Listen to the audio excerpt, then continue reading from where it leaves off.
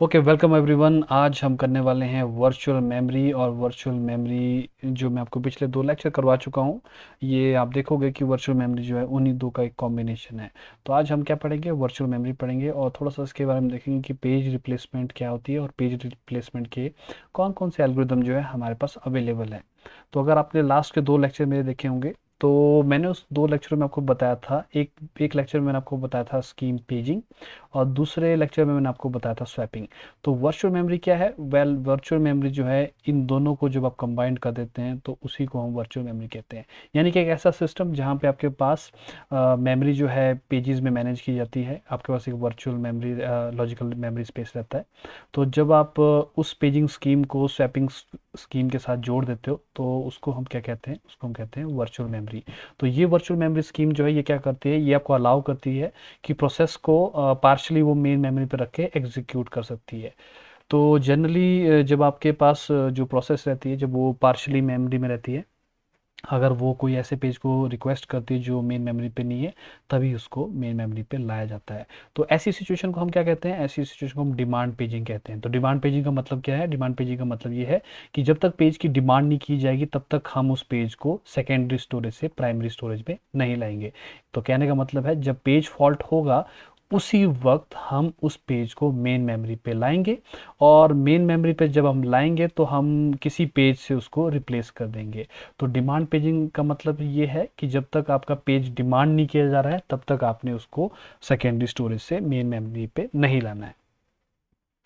अब जैसे last lecture में मैंने बात की थी कि पेज रिप्लेसमेंट बड़ा इंपॉर्टेंट हो जाता है, क्योंकि जब कहीं पे भी पेज फॉल्ट होती है तो बेसिकली आपके पास किसी न किसी पेज को आपको चूज़ करना पड़ेगा कि वो सेकेंडरी स्टोरेज पे जाएगा और उसकी जगह पे एक नया पेज आएगा। जैसे जैसे आपके सिस्टम पे नंबर ऑफ प्रोसेसेस बढ़ती जाएंगी, इवेंचुअली क्या होगा, आपके पास सारी की सारी जो फ्रेम्स है आपकी, वो ऑक्यूपाई हो जाएगी किसी न किसी पेज से। तो फिर एक सिचुएशन आएगी कि जब आप रिक्वेस्ट करोगे किसी पेज की, वो पेज फॉल्ट होगा तो आपको किसी ना किसी पेज को रिप्लेस करना पड़ेगा। अब क्वेश्चन ये है कि ये पेज कौन सा हो, यानी कि बलि का बकरा अगर बनाया जाए तो किसको बनाया जाए। तो जैसे मैं आपको एक सिंपल सा लॉजिक बताता हूँ। मान लेते हैं ये आपके पास मेन मेमोरी है और मान लेते हैं ये आपके पास सेकेंडरी स्टोरेज है। ये आपके पास प्रोसेस है जिसमें पेज 1, पेज 2, पेज 6 और पेज 9 है, ये मेन मेमोरी पे इस वक्त। और पेज 3, पेज 4 एंड पेज 5 जो है ये सेकेंडरी मेमोरी पे है। अब मान लेते हैं कि प्रोसेस जो है पेज नंबर 4 को रिक्वेस्ट कर रही है। अब आप देखोगे कि पेज नंबर 4 जो है वो आपके पास मेन मेमोरी पे नहीं है। तो होगा क्या कि पेज फॉल्ट हो जाएगा, और पेज फॉल्ट के बाद क्या होगा कि आपका ऑपरेटिंग सिस्टम डिसाइड करेगा कि वो पेज है कहाँ पे, वो ढूंढेगा उसको और उसको सेकेंडरी स्टोरेज पे मिल जाएगा पेज 4। अब प्रॉब्लम ये है कि इस पेज 4 को लाना है मेन मेमोरी पे। अगर मेन मेमोरी पे लाना है तो यहाँ में ये जो 4 पेज दिख रहे हैं इनमें से एक को वापस लाना पड़ेगा आपको सेकेंडरी स्टोरेज पे, क्योंकि यहाँ पे जगह नहीं है। तो हम क्या करते हैं, हम कुछ कैलकुलेशन या मैकेनिज्म लगाएंगे और एक विक्टिम को चूज़ करेंगे। ये वो पेज होगा जिसको मेन मेमोरी से रिमूव कर दिया जाएगा और जिसकी जगह पे आपका रिक्वेस्टेड जो पेज है वो लाया जाएगा। अब बात यही है कि इस तरीके से जब आप करते हो तो हम चूज़ कैसे करें इसको। तो उसके लिए हम यूज़ करते हैं पेज रिप्लेसमेंट एल्गोरिदम। तो पेज रिप्लेसमेंट एल्गोरिदम क्या करता है, ये उस विक्टिम को जिसको हमने स्वैप करना है, ये उसको ढूंढने में आपकी हेल्प करेगा। तो जैसे मैंने आपको बता दिया कि ये जो एल्गोरिदम है इसको इस तरीके से डिज़ाइन किया जाना है अल्टीमेटली कि लॉन्ग टर्म में आपके पास जो पेज फॉल्ट्स हैं वो कम से कम रहें। तो आपने ऐसा एल्गोरिदम डेवलप करना है कि पेज फॉल्ट अगर हो तो कम से कम हो। तो देखते हैं कौन कौन से एल्गोरिदम जो है हमारे पास अवेलेबल हैं। सबसे पहला आपके पास है ऑप्टिमल पेज रिप्लेसमेंट एल्गोरिदम। तो ऑप्टिमल पेज रिप्लेसमेंट एल्गोरिदम क्या करता है, वो उस पेज को रिमूव करता है मेन मेमोरी से जिसको नियर फ्यूचर में बड़े टाइम तक आपने यूज़ नहीं करना है। ठीक है। पर प्रॉब्लम ये है कि हम कैसे प्रिडिक्ट करें कि कौन सा जो आपके पास पेज होगा वो नियर फ्यूचर में यूज़ होगा या नहीं होगा, क्योंकि आप सोच सकते हो ना कि अब हम ज्योतिष तो है नहीं कि भाई ये पेज जो है अब नियर फ्यूचर में यूज़ नहीं होगा। तो जनरली आप देखोगे कि ऐसी प्रिडिक्शन लगाना जो है रियल वर्ल्ड में बहुत इम्पॉसिबल है, लेकिन उसके बावजूद भी हम इस एल्गोरिदम को स्टडी करते हैं। उसका रीज़न ये है कि ऑप्टिमल पेज रिप्लेसमेंट एल्गोरिदम जो है हम इसको यूज़ करते हैं दूसरे एल्गोरिदम से कंपेयर करने में। तो देखते हैं ये कैसे होता है। तो चलो मान लेते हैं कि आपके पास एक सिस्टम है जिसके पास मेन मेमोरी है और उस मेन मेमोरी में सिर्फ 3 ही आपके पास फ्रेम्स हैं। तो आप सिर्फ 3 पेजेस को ही अपने सिस्टम की मेन मेमोरी पे रख सकते हो। और आपके पास बहुत सारे पेजेस हैं सिस्टम में। मान लेते हैं कि आपका सिस्टम जो है पेजेस को रिक्वेस्ट कर रहा है करके, तो ये वो पेजेस के नंबर है जो उसने रिक्वेस्ट किए हैं इस ऑर्डर में। मतलब पहले उसने पेज नंबर 8 को रिक्वेस्ट किया, उसके बाद पेज नंबर 1 को, 2 को, इस तरीके से। तो हम देखते हैं कि ये जो पेज आप देख रहे हो, अगर हम इसको ऑप्टिमल पेज रिप्लेसमेंट से करते तो कैसे होता। तो ये मान के चलते हैं ये आपकी मेन मेमोरी है, ये आपकी फ्रेम 1, फ्रेम 2, ये फ्रेम 3 है, और ये डिनोट करता है कि पेज फॉल्ट हुई है या नहीं हुई है। और ये वो पेजेस के रेफरेंस हैं जो आपके पास आ रहे हैं। तो देखते हैं क्या होता है। सबसे पहले आप देखोगे कि ये 8 नंबर का पेज जो है ये रेफर किया जा रहा है। अब ऑफ कोर्स 8 नंबर का पेज जो है फ्रेम पे नहीं है, तो बेसिकली एक पेज फॉल्ट होगा। और पेज फॉल्ट होने के बाद क्या होगा, आपका जो पेज नंबर 8 जो है मेन मेमोरी पे आ जाएगा। सेकेंड टाइम 1 होगा, और 1 भी अगेन 1 है नहीं हमारे पास मेन फ्रेम पे, तो अगेन जो है पेज फॉल्ट होगा, और 1 को भी हम डाल देंगे फ्रेम के अंदर। उसके बाद 2 है, ये भी वैसे आ जाएगा। और 3 पेज फॉल्ट के बाद अब आपकी फ्रेम जो है भर चुकी है। अब नेक्स्ट आता है 3। अब क्वेश्चन ये है कि 3 जो है किस पेज को रिप्लेस करे कि आपके पास कम से कम पेज फॉल्ट्स रहें फ्यूचर में। आप अगर इस सीक्वेंस को देखोगे तो आपको पता लगेगा कि पेज नंबर 8 जो है इसके बाद कहीं पे भी रिक्वेस्ट नहीं किया गया। तो अगर आप 3 को रिप्लेस कर दो किससे, 8 से, तो आपके लिए सबसे बढ़िया रहेगा, क्योंकि 8 तो वैसे भी रेफर होने वाला है नहीं। तो हम क्या करते हो, इसको पेज फॉल्ट होता है तो हम यहाँ पे 8 की जगह पे इसको रिप्लेस कर देते हैं। अब नेक्स्ट आएगा 1। अब आपने इसको सीक्वेंस को देखना है और आपने डिसाइड करना है कि अगर 1 को आप देखोगे कि 1 जो है एक्चुअली में एग्जिस्ट करता है यहाँ पे, तो एक्चुअली में कोई पेज फॉल्ट होगा नहीं। तो जैसे ही कोई पेज फॉल्ट नहीं होगा, नेक्स्ट सीक्वेंस आपके पास 4 है। अब आपको फिर चेक करना है कि क्या 4 पेज फॉल्ट करेगा। ऑफ कोर्स करेगा, क्योंकि 4 आपके पास फ्रेम पे है नहीं। तो किसको रिप्लेस किया जाए, आप यहाँ से देख के बता सकते हो इस सीक्वेंस को कि सबसे लास्ट में जो सीक्वेंस में आने वाला है वो 3 है, तो क्यों ना हम इसको यहाँ से रिप्लेस कर दें और आपका काम बन जाएगा। तो इस तरीके से आप देखते हो कि आपकी जो पेज रिप्लेसमेंट है वो इस तरीके से बनती है। तो आप देखो कितनी पेज फॉल्ट हो रही है आपके पास 4 यहाँ पे है और 2 यहाँ पे है, तो 6 आपके पास पेज फॉल्ट्स हो रही हैं इस सिस्टम में। और ये है आपके पास ऑप्टिमल, यानी कि यही सबसे बेस्ट मेथड था पेज को रिप्लेस करने का। लेकिन प्रॉब्लम सीधी सी है कि ये जो स्कीम है ये एक्चुअली में प्रैक्टिकल है ही नहीं, क्योंकि हम जानते ही नहीं कि कोई किस ऑर्डर में जो है पेज रिक्वेस्ट किए जाएंगे। तो एग्जैक्टली हम एस्ट्रोलॉजी तो सीख नहीं रहे। तो हम इसको यूज़ कहाँ करते हैं, हम इसको यूज़ करते हैं जब हमने दूसरे एल्गोरिदम देखने होते हैं, हम उसको कंपेयर करते हैं ऑप्टिमल पेज रिप्लेसमेंट से। तो ये बेसिकली एक थ्योरेटिकल एल्गोरिदम है जिसको हम सिर्फ कंपेरिजन के लिए यूज़ करेंगे। तो सबसे पहला जो प्रैक्टिकल पर्पजेज के लिए है वो आपके पास है first in first out algorithm. और फर्स्ट इन जैसा नाम सजेस्ट करता है, इसमें हम विक्टिम को कैसे चूज करते हैं, जो आपके पास मेन मेमोरी में सबसे पहले आया था वो सबसे पहले जो है वहाँ से रिमूव किया जाएगा। तो आप ऐसा सोच सकते हो कि इसके लिए हम एक क्यू यूज़ कर सकते हैं। तो क्यू में हम पेजेस को जो जो रिक्वेस्ट किए जा रहे हैं उनको खड़ा कर देंगे, और जो क्यू में सबसे आगे खड़ा होगा वो सबसे पहले जो है आपके पास बाहर निकाला जाएगा जब भी पेज फॉल्ट होगा। तो देखते हैं कैसे होता है।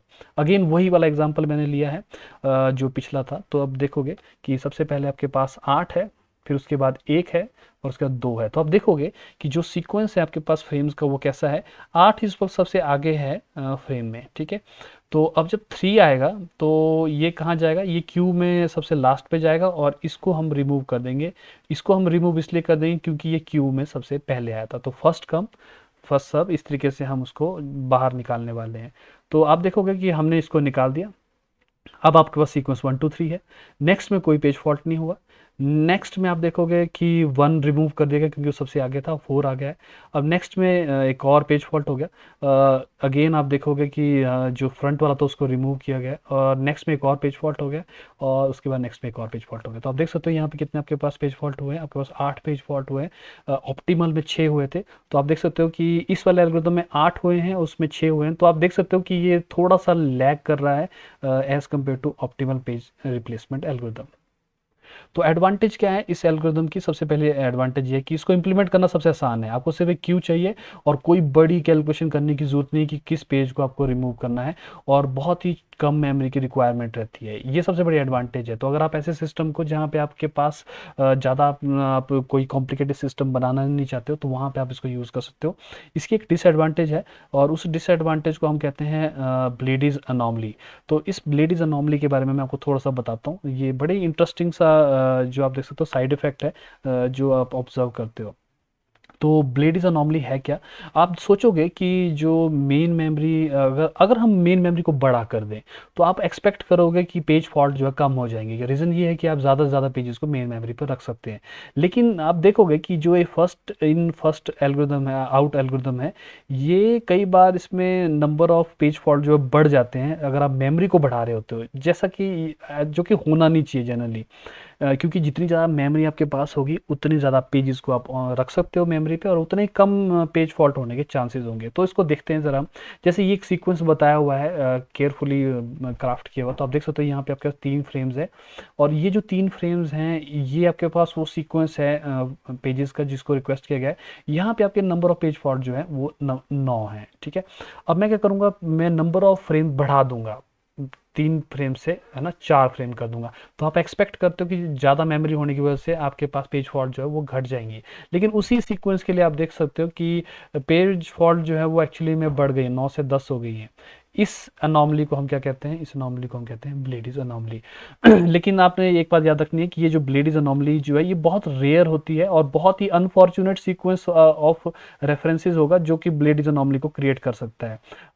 ऑल इन ऑल आप देखोगे फर्स्ट इन फर्स्ट आउट जो है ये आपका एक बहुत ही अच्छा एल्गोरिदम है, अगर आप इसको यूटिलाइज करना चाहते हो छोटे सिस्टम्स में। सेकंड एल्गोरिदम आपके पास कौन सा है, वो आपके पास है सेकंड चांस एल्गोरिदम। ये आपके पास ऐसा सोच सकते हो जो फर्स्ट इन फर्स्ट आउट आपके पास एल्गोरिदम है, इसका एक इम्प्रूव्ड वर्जन है। तो यहाँ पे हम क्या करते हैं, बेसिकली हम करते ये हैं कि हर पेज को एक एक्स्ट्रा चांस देते हैं उसको क्यू से बाहर आने से पहले। तो आइडिया ये है कि शायद जो पेज बड़े टाइम से शायद एक्सेस नहीं होगा, शायद वो होने वाला होगा, तो क्यों ना उसको बाहर निकालने से पहले हम एक चांस दे दें, एक और चांस दे दें। मतलब कहने का मतलब ये है। तो हर पेज जो है एंटर करेगा, उसमें ऑर्डर वही रहेगा, फर्स्ट इन फर्स्ट आउट ही रहेगा, लेकिन हर पेज के पास एक सेकंड चांस होगा। तो सेकंड चांस कैसे वर्क करता है, जैसे मान लेते हैं ये आपके पास वो क्यू थी, ये उसका फ्रंट था, ये एंड था, यहाँ से पेजेस जो है एंटर कर रहे हैं, हर आपके पास पेज के पास एक चांस होगा। ये चांस जो है इस वेरिएबल से हम डिनोट करते हैं, जैसे r is equal to 1, R denote करता है कि उसको कितने चांस उसके पास अवेलेबल है। तो अगर किसी पेज का चांस 1 होगा, तो दैट मीन्स आप उसको एक चांस और देने वाले हो। तो आप क्या करते हो जनरली, जैसे वो फ्रंट में पहुंचता है उसको आप निकाल देते हो, और उसको लास्ट में उस क्यूब में घुसा देते हो। वो पेज तभी बाहर निकलेगा जब उसको एक चांस दे दिया गया था। जब हम इस पेज को वापस डालेंगे क्यू में, उसके चांस को हम 0 कर देंगे, और जो पेज फ्रंट में खड़ा होगा और उसको चांस मिल चुका है एक बार, उसी को रिमूव किया जाएगा। तो बेसिकली ये एक तरीके से आप सोच सकते हो कि ये उस पेज को रिप्लेस होने से बचा देता है जो शायद अभी तक एक्सेस हुआ नहीं था, पर उसके चांसेस थे एक्सेस होने के। तो this is how it will work. तो बेसिकली आपका जो जिसको चांस नहीं देगा उसको हम सबसे लास्ट में डाल देंगे, और फिर बाद में उसके चांस को 0 कर देंगे। फ्रंट में अगर आपके पास पेज है और उसके सारे चांस खत्म हो गए हैं, तो ये वो पेज होने वाला है जिसको रिप्लेस किया जाएगा। तो बेसिकली ये फर्स्ट इन फर्स्ट आउट ही है, बट एक सेकंड चांस के साथ। तो बेसिकली मैंने आपको क्या क्या बताया, मैंने आपको बताया कि वर्चुअल मेमोरी स्कीम क्या है, ऑप्टिमल पेज रिप्लेसमेंट एल्गोरिदम क्या है, और ये थ्योरेटिकल क्यों है, फर्स्ट इन फर्स्ट आउट कैसा एल्गोरिदम है, और सेकंड चांस जो है वो उसको कैसे इम्प्रूव करता है। आई होप कि आपको ये जो लेक्चर है समझ में आया होगा। अगर आपको कोई भी इसमें डाउट हो तो काइंडली कमेंट करें इस वीडियो के कमेंट सेक्शन में। Thank you.